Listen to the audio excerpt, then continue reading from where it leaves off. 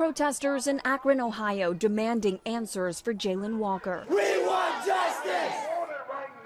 We want it right now! Sunday afternoon, officials released graphic body cam footage showing the moment police shot and killed a 25-year-old black man appearing to be unarmed when he was shot, according to the police chief. The video you're about to watch is heartbreaking, and it's very tough to take in. Walker was shot early Monday morning after officers tried to pull him over for a traffic and equipment violation. We'd like to know why he shot down like a dog. Simple as that. Why is that necessary? Authorities say when Walker didn't stop his vehicle, officers chased him for several minutes. They claim, and body cam video appears to show, a single gunshot was fired from inside his vehicle. When the car slowed, police say Walker then ran away into a parking lot, adding actions by the suspect caused officers to perceive he posed a deadly threat to them. The video shows multiple officers fire what appears to be dozens of rounds at Walker as he fled on foot. At the time he was shot, more than 90 or 60 or whatever the unbelievable number will be, he was unarmed. Police Chief Stephen Milet said the medical examiner's report indicates over 60 wounds to Walker's body, though it's unclear how many times he was shot. Milet spoke directly to Walker's family during Sunday's press conference. You have asked for peace in an environment that is ripe for aggression and violence. If Jayland reflects the character of this family, you raised a good son. And again, my deepest condolences and sympathies. The mayor has promised an independent investigation. Utilizing an independent entity to conduct the initial investigation into the incident will be a further step in increasing the trust and accountability with our citizens. The officers involved are now on paid administration leave pending the outcome of that investigation. M. Nguyen, ABC News, Washington.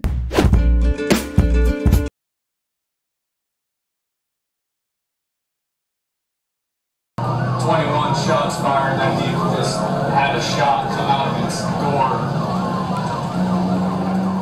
We're southbound on Route 8. On here, going down.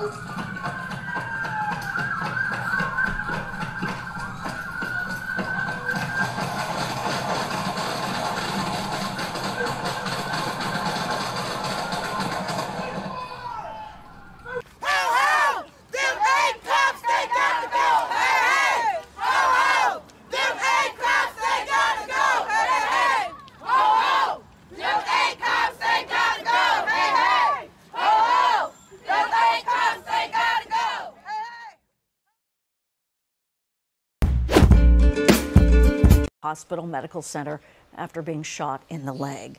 Let's head to Long Island, where a lifeguard is recovering after a shark attack in the waters off Suffolk County. It happened at Smith Point Beach today, where CBS 2's Thalia Perez says officials have shut the beach down. People are still out here swimming despite the warnings, and officials say they are monitoring the water for any other shark sightings. They say the lifeguard was rushed to the hospital where he received stitches and right now is in good spirits. It was a typical beautiful beach day when officials say a Suffolk County lifeguard was attacked and bitten by a shark around 10:15 a.m. Officials say the lifeguard, Zach Gallo, was participating in a training exercise in the water when the shark bit him in the chest and hand. We're very grateful that he is doing well. I just spoke to him a short time ago. Very good spirits.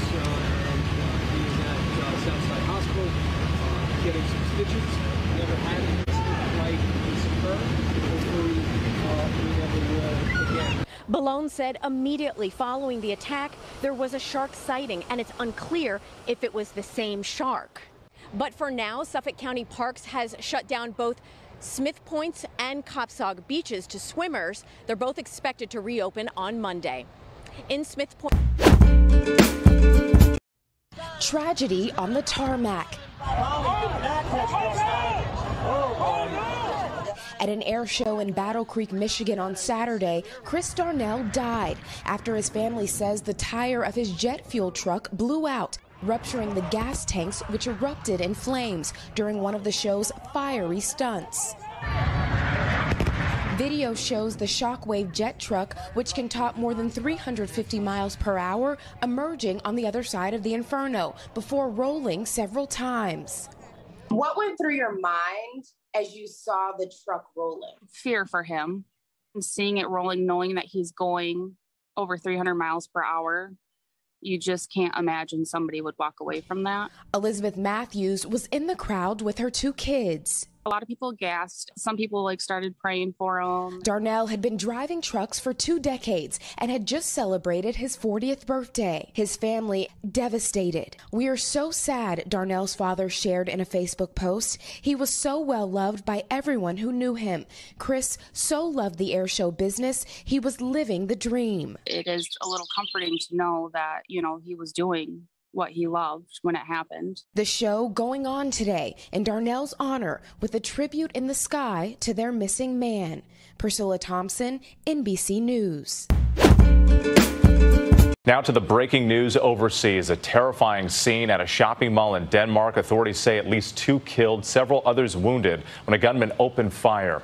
Images from outside the complex show shoppers racing out of the mall. Witnesses say others hid in shops inside. Police saying at this point, terrorism can't be ruled out. One suspect is in custody. And here's ABC's Lama Hassan. Upstairs, upstairs. Tonight, chaos erupting in the Danish capital, Copenhagen.